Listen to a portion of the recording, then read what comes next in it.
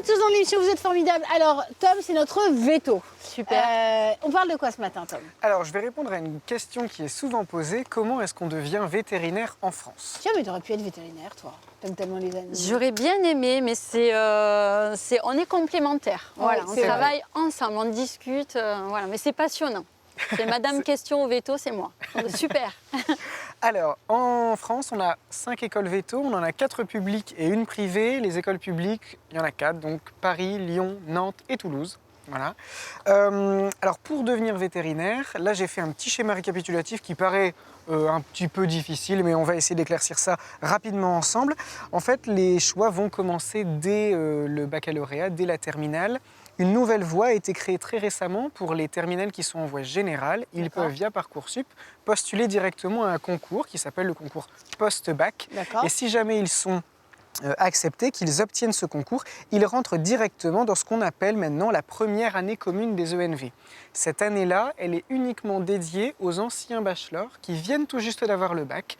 Et c'est un petit peu l'année intermédiaire entre le lycée et puis le début des études fondamentales vétérinaires. Et puis après, il existe plein d'autres voies. Alors, si jamais on sort du lycée puis qu'on a encore envie d'être un peu coucouné dans le lycée, eh bien, on peut faire une classe préparatoire, ça c'est assez connu. On en a 2, on a la BCPST et puis la TB qui est technologie et biologie, qui s'ouvre aussi pour les bacheliers qui sont issus de la voie technologique. D'accord. C'est possible aussi. Et puis après, on a les BTS. Alors BTS agronome, BTS maritime, on en a une diversité qui permettent aussi, toujours sur concours, d'entrer en école vétérinaire. Si on a envie de voler un petit peu de ses propres ailes, on peut suivre le parcours universitaire, la licence ou le BUT, le bachelor universitaire de technologie, permet aussi, toujours sur concours, d'intégrer l'école vétérinaire. Ensuite, on a, une fois rentré dans l'école, c'est loin d'être fini, puisqu'on a 5 ans à faire. De la 2e à la 5e année, c'est ce qu'on appelle le tronc commun. Peu importe l'école vétérinaire publique où on est, on en apprend la même chose.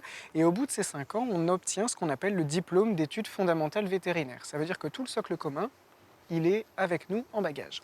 Et puis, il nous faut une dernière année, là où on va approfondir dans une spécialité qu'on apprécie. Et puis, c'est là aussi où on prépare. Et puis après, on va soutenir sa thèse, puisque pour être docteur, il faut soutenir une thèse d'exercice vétérinaire.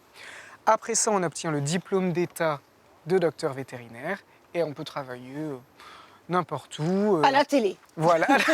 Et on fait ça à la télé. Et on s'occupe par spécialité, exemple toi de ces petites choses trop mimes. Moi, j'aimerais bien travailler avec la faune sauvage et les nouveaux animaux de compagnie.